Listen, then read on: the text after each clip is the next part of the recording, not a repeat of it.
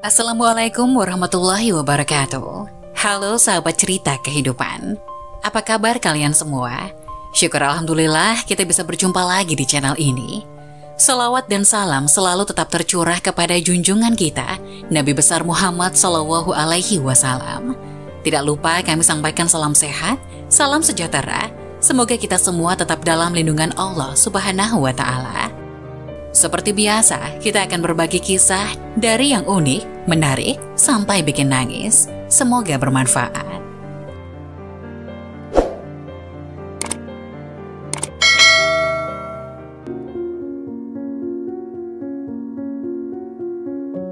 Wajib tahu, inilah 11 perbuatan yang terlarang di dalam sholat. Sholat dengan pahala sempurna merupakan dambaan setiap muslim, sebab dengan sifat sholat yang seperti itulah seseorang merasakan pengaruh yang luar biasa, yaitu mencegah diri dari perbuatan keji dan mungkar. Sehingga sebagai muslim kita wajib mengetahui perkara-perkara yang dilarang dalam sholat, karena perbuatan ini bisa mengurangi kesempurnaan pahala sholat seseorang, meski tidak membatalkannya. Agar sholat kita diterima Allah, maka sebaiknya kita mengetahui perbuatan-perbuatan yang terlarang di dalam sholat. Berikut 11 perbuatan yang terlarang dalam sholat. 1. Mengarahkan pandangan ke atas.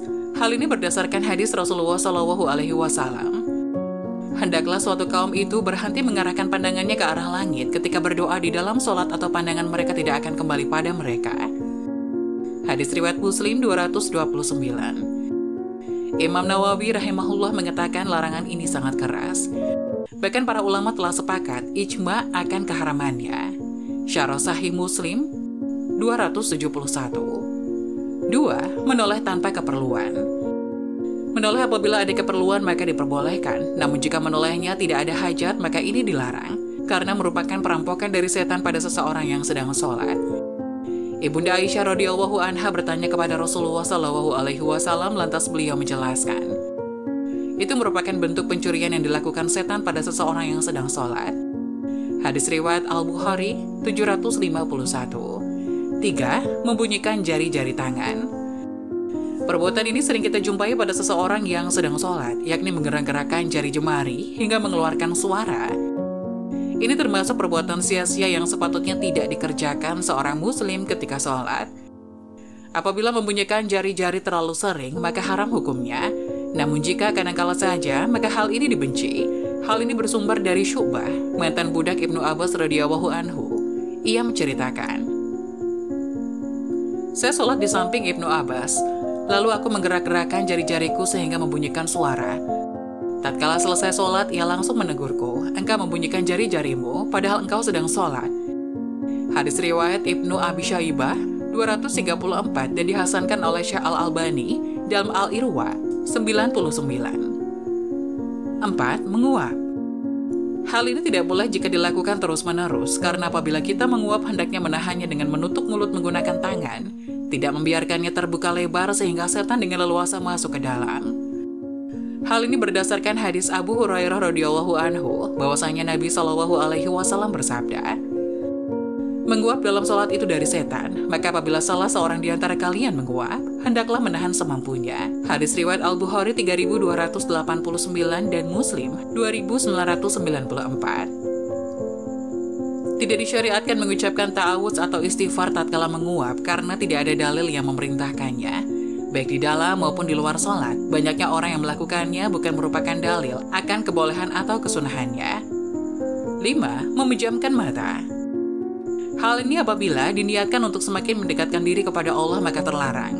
Ia masuk dalam bid'ah, namun apabila tidak diniatkan untuk mendekatkan diri kepada Allah, maka hal ini dibenci karena menyelisihi sunnah.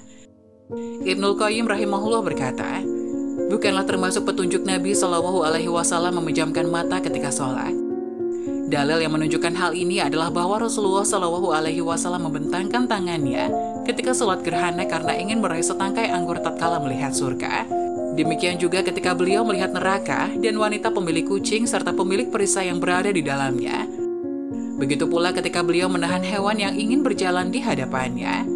Lantas beliau Ibnu Qayyim menyebutkan beberapa hadis yang menguatkan perkataannya, kemudian berkata, maka dari hadis-hadis ini dan selainnya dapat diambil faedah bahwasanya beliau Shallallahu Alaihi Wasallam tidak memejamkan matanya ketika sholat. 6. Membentangkan lengan di atas lantai ketika sujud. Karena sujud seperti ini laksana anjing ketika berbaring. Hal ini dilandasi sabda Nabi Shallallahu Alaihi Wasallam. Seimbangkanlah kalian ketika sujud dan janganlah kalian bentangkan kedua lenganmu seperti anjing. Hadis riwayat Al-Bukhari 823, Muslim 493. Dan sebagai orang muslim kita tidak diperbolehkan menyerupai perbuatan hewan. Oleh karena itu tidak selayaknya seseorang membentangkan lengan di atas lantai karena yang diperintahkan adalah mengangkat kedua siku. 7. Merapikan baju ketika sujud. Maksudnya mengumpulkan dan menahannya agar tidak terurai di lantai. Dan maksud dalam larangan ini merapikan ujung lengan baju atau celana. Hal ini berdasarkan hadis yang bersumber dari Ibnu Abbas radhiyallahu anha. Ia berkata, Nabi Shallallahu Alaihi Wasallam diperintahkan untuk sujud di atas 7 tulang dan dilarang dari merapikan rambut serta pakaian ketika sholat. Hadis riwayat Al-Bukhari 809, Muslim 490, dan ini adalah lafaz Muslim. 8. Duduk al-iqya. Duduk iqya adalah duduk dengan posisi pantat terletak di antara dua betis, yaitu dengan menempelkan pantat di tanah lalu mengangkat kedua betis serta meletakkan tangan di atas tanah. Sifat duduk semacam ini tidak diperbolehkan dalam sholat karena menyerupai duduknya setan dan anjing. Hal ini berdasarkan hadis dari Aisyah radhiyallahu anha menyifati sholat Nabi. Rasulullah Shallallahu Alaihi Wasallam melarang dari ukbatus syaiton. Hadis riwayat Muslim 498. Yang dimaksud ukbatus syaiton adalah ika, sebagaimana penjelasan tadi. Sifat duduk ika adalah dua macam. Yang pertama sebagaimana penjelasan tadi, dan itu tidak diperbolehkan dalam sholat. Dan yang kedua, meletakkan pantat di atas kedua tumit yang ditegakkan. Dan inilah yang disyariatkan ketika seseorang duduk di antara dua sujud, sebagaimana pembahasan yang telah lalu. 9. Sujud di atas suatu benda yang tinggi bagi orang yang sakit. Orang yang sakit apabila masih mampu sujud di atas lantai, maka ia wajib melakukannya. Namun bila ia tidak mampu, maka cukup berisyarat dengan kepala dan tidak wajib bagi meletakkan bantal atau semisalnya untuk sujud di atasnya. Suatu saat Rasulullah Shallallahu Alaihi Wasallam pernah mengunjungi salah seorang sahabat yang sedang sakit. Beliau menjumpai sedang sholat menghadap sepotong kayu yang ia gunakan untuk meletakkan dahinya. Lalu Rasulullah berisyarat agar ia membuang kayu dan mengambil bantalnya. Kemudian Rasulullah bersabda, jauhkan bantal tersebut darimu. Jika engkau mampu sujud di atas tanah, maka lakukanlah. Namun jika tidak, maka cukuplah menggunakan isyarat dan jadikanlah sujudmu lebih rendah dari rukukmu. Hadis riwayat At-Tabrani dalam Al-Kabir 270 dan disahihkan oleh Syekh Al-Albani dalam As-Sholihah 323. 10. Membersihkan kerikil pada tempat sujud dan melakukan perbuatan sia-sia dalam sholat. Banyak sekali yang melalaikan kita dalam sholat termasuk dalam membersihkan kerikil pada tempat sujud serta perbuatan sia-sia lainnya. 11. Berbarengan atau mendahului imam ketika sholat berjamaah. Itulah 11 hal-hal yang dilarang dalam sholat untuk dilakukan. Semoga Allah mudahkan kita untuk menyempurnakan sholat dengan mengikuti tuntutan Rasulullah Shallallahu Alaihi Wasallam. Semoga penjelasan tadi dapat memberikan hikmah dan manfaat untuk penonton semuanya. Jangan lupa like, subscribe channel ini agar tidak ketinggalan video-video bermanfaat lainnya. Sekian dari kami, terima kasih. Wassalamualaikum warahmatullahi wabarakatuh.